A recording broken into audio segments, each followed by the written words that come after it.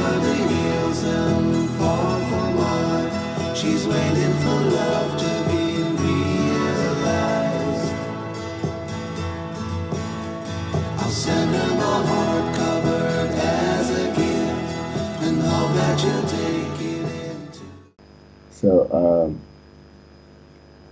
another new friend, Hervey, has always listened attentively to the stories about the blue light man, though he has never met him physically. So he had a real-life experience where he met Fiston, the musician, who told him that they may end up like Trésor, the blue light man. And I will come to, when I'm narrating the experience where Fiston figures, I'll say why he says they may end up like that Hervé and himself may end up like Trésor. So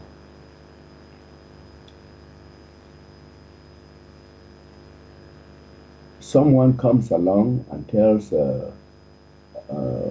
Hervé and the blue light man to Hervé and Fiston to come with him and be shown where Trésor is. So in most of the dreams where there is movement, the trajectory is upward. But in this case, they were descending at a hurtling speed. So they descended to a very dirty, gloomy, and miserable place. And the guide told them, look, that is Trésor.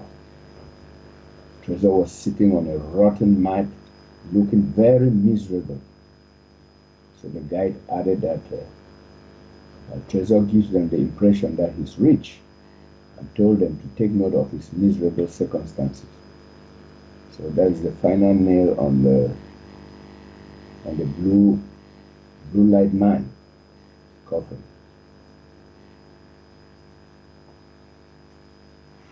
That's a cool little story. Can you put all that together? That's very good, Charles. Yeah, it is. Yeah, put all that together with those experiences. Yes, there'll be more. Hey, he's still there. You know, it's showing the real side where he is, and that's okay. Okay, and you know, everybody's going through the process here, creation. It's all okay, and so, you know, nobody's down forever, but we're here. They have the opportunity, but at the same time, this is very, very interesting. So, yeah, I would write that up. I wouldn't take it for granted. I see the Africans as having awesome experiences, you know, as they pay attention and put it together and create a, you know, whole course with what they're doing. I would put all the stuff together and keep records of it, and you know, write a book of experiences, because it's huge. People will want to read this. Who will do that? Who will put it together? That's true, Jim. Yes, it's very. I see the Africans as very special, Charles. Why do you think we have you here every week? You know, wait for you. This is very special. And all the other ones we had, the Asians, we haven't had those for 6 months because of all the stuff going on in these other countries. It's really sad, because I see these people as exceptional, very exceptional, not just members, paying members. You know, that's nuts. You know, we went through all that. No, everybody is exceptional. Everybody, I put everybody in front of me. Everybody's the star, but you got to step up. You got to prove yourself. Do something wonderful. That's all. Just do something wonderful. That's going to be scary. Look at Val here. Look at Val has just, you know, confronted all these knuckleheads at Orange Coast College, and that's really what they are. We got to see if we can crack through the shell a little bit to see if there's any awareness, if they want to see anything that makes sense at all. And right now, they really don't. You know, they're worse than mad scientists creating atomic bombs, and that's their whole attention. You can't get through to them. You see, try to bring them flowers or a few plants, and they're not interested. They just want to nuke everything. And that's how the system is, and Val's seeing it. So uh, this part of it, it's a good training for him also for the university. This is very important. The Nations United Universal University. This is very real. This will lead to the universal community, which will be beyond belief. And most people won't see it because you have to have a real awareness to actually see it. But it's already taking place. And so this is a preparation for everybody. But no, please, I'll beg you. The thing being is that these experiences are very precious because, again, while we're here presenting this, no one else is. And you know what? If this wasn't presented, guess what? This world would really be in bad shape because all you have is a bunch of nonsense information, so-called knowledge and sacred writings passing around equals nothing. The thing is that the cabal and the reptilians still own everything, and eventually they're going to eat you, and you're just going to come back lifetime after lifetime after lifetime. That's real. That's just very, very real. So, yeah, pay attention, put it together, do everything you can to promote this. Is your job more important, or is a real life, recognizing that? You have to earn that. You have to earn that recognition. And so, again, it's a choice we always make. And usually we put our personal life first. But these experiences, I would say, are very, very important and precious. That's why they're given. And just a little thing can set something off and, can bring a little bit of light here because it's got to, the isness life has to be allowed to be exposed. It's not about you wanting it. You have to learn how to allow it. You see? Yes, go ahead, Charles. Yeah, Duane, I think what you say is true because each time I share experiences or get experiences from the Africans, from Congo especially, I'm really thrilled. I'm really buoyed by, really motivated by their experiences. I don't have them myself, but they are a great learning tool. In fact, and they really keep one comfortable in the knowledge that they're in the right place at the right time. Yeah.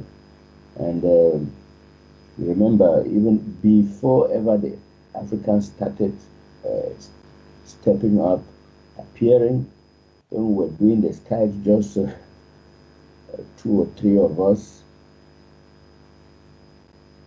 I was the only person here. I told you I had a real side experience where the Africans came to look for you. They were in a huge crowd, singing and dancing to tambourines and very wild gyrations. And the Congolese love music, so those are the Congolese. That is them. That is them. That is where these experiences are coming from. Yeah, when I saw the hitting the drums and dancing to very wonderful styles and so energetic, I later on knew that these were Congolese because the Congolese love music and they love dancing. So it is them who are bringing these experiences. The same. Yeah. They came in a hall. And you find them in the pictures that Mariam sends. Yeah.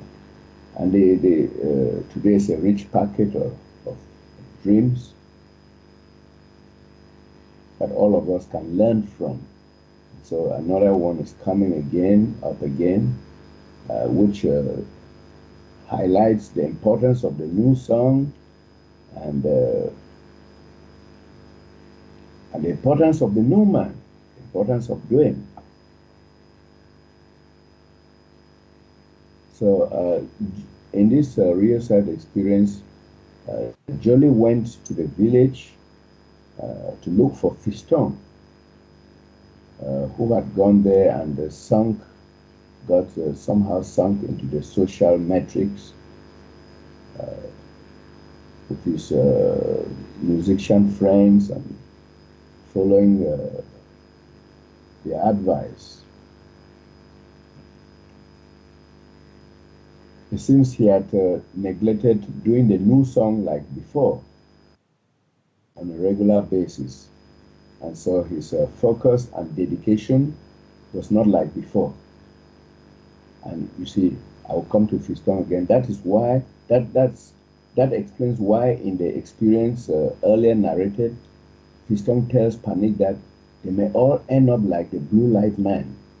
So I told you that I will come to that later, why Fiston made that statement, that they will soon end up like the blue light man, because his real awareness maybe recognized that he had fallen some rungs below where he used to be, and his consciousness was somehow warped, and he could end up like the blue light man. So he was telling Panic in that experience. So what happens is that Jolie asks Fiston to get into her jeep. And immediately Fiston steps into the jeep. Jolie feels as if they are in a hole. So Jolie did not know how to get the jeep out of the hole. So she cries out, "Duane!" Upon pronouncing Duane's name, the car developed some kind of wings and flew out of the hole. So it appears that Fiston's low vibrations got them into a hole. So I began to ask myself now, I just came to this conclusion. It would appear that in our relationships, in our groupings, in our pairings, some people who don't have very good vibrations around them will get us into a nasty hole, a filthy hole where we will be unable to come out, except with the help of the real guides. So I don't know whether Duane has some comment on that experience. Well, this is fun. I'm always surprised myself. It's really a lot of fun to hear this, and that's confirmation for me that what I'm presenting is working. And so that's the most important part. Again, it's not about me. I'm providing the reference, and I'm on my own adventure too. And so but that's a confirmation, which is really cool. So, and it proves itself. And basically, we're going to move from the dreams and your dream vision idea to your real side experiences. Okay, so when people have these experiences, and they can take them any way they want, they mainly look at them as dreams. But actually, you're in the passing dream. This is a dream here. And all of creation is a dream, but it's necessary. But this is where it gets more real once you recognize it. But you have to recognize that it's more than just a dream. And you can say, "Oh, it's just a dream." And yes, you can put it aside. It's like treating a reference and putting it out to many companies, and maybe you put it out to 10 companies, and all 10 companies call you back and say, "Yeah, we want you to work for us." Well, you're only going to probably choose one. So you let the rest go, even though they're real, okay? So the reference here, trying to pull this over to real side experiences, because they do equal something. And, as you were speaking this experience and what's being said, whatever, and just like what you're saying, where, he fell back on doing the new you, etc. The new you is the real connection. It's part of it. It's not the whole thing, but it's part of it. It's like love. Love is really demonstrated. A person can say, "Well, I love you," and that helps. That's good. That's all part of it. But realistically, it's demonstrated. And the old saying, actions speak louder than words. And this is where, yes, we have the group sessions, we do the new you, we read the books, but actually to provide this in a creative way to the world to step up and do it. That becomes the reality more so than anything else. So when people think in the terms that, well, I do the New You sessions, and lots of times you hear, well, nothing happens, or I read the books or whatever, it's because you haven't taken action yet. You haven't stepped up and put yourself out there into life. There's no way a person can have the full recognition of the is without fully stepping into the whole of life. There's no way. Everything equals itself. So that just depends upon, the individual and how and their approach. So again, this is a good little reference that, yes, the New You and that helps, but there's a whole lot more to it, to where it becomes everything, absolutely everything. There is no personal self left. It just becomes everything. You become like the sun shining, but you must decide to figure that out. So on this approach here with the New You, yes, at least if you don't do anything, yeah, nothing happens. In other words, if you don't water your plants out there around your house, you just forget them. They're just all going to die, aren't they? Yeah, they need water. So everything equals itself because it's already got the ground. All right, it needs the ground and it needs the water. It needs the air. So it's got the air, it's got the ground. It also needs the water, doesn't it? But if you don't water the plants because you put them in your front yard, they're all going to die. And your neighbors are going to look at you and think, well, you're a weird guy. You don't even care about your plants. You see, so whatever. That's just a little bit of humor. But yes, thank you for sharing that. That's very inspiring. As I see people step up, I'm very humbled by the fact that they find this, because this is tough. This is a toughie. This is not easy. This is why I do everything I can. I know the struggle that people are going through. This world is bad. They don't want anybody to think for themselves, to whatever. And the reason that people do is because they're still determined to do it. They haven't given themselves totally to the oppressors that rule this world.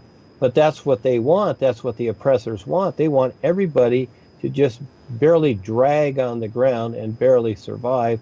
So they have no opposition. But people are still walking around doing things, and they can't handle everything because they need agreement. That's why they're poisoning us with microwaves, chemtrails, the smart meters, pharmaceuticals, whatever they can do, they're doing to get us dumbed down and crawling on the ground so we're so submissive, but people still have the will. And so, again, very fortunate. I'm always grateful that I have recognized this. Very, very important. So, all the steps matter, but again, the actions speak the loudest. And just like Miriam, as she came along, Charles, and you look at the beginning and look what she did in a very short time, how she brought all these people together. That's the reality. You see, that's why the boys brought her in to the real side the way they have, simply because she stepped out there through the danger zone and she did it. So does it make sense that people sit around and wonder what to do with their lives? Oh, gee, I don't know what to do. You can do whatever you want. Figure it out. Take the risk. Maybe you should watch some Rambo and Arnold Schwarzenegger movies to get the idea. Whatever it takes, Steven Seagal, to have the courage to step up without violence, but with the awareness that you can have if you take the time. Yes. Thank you, Charles. Go ahead.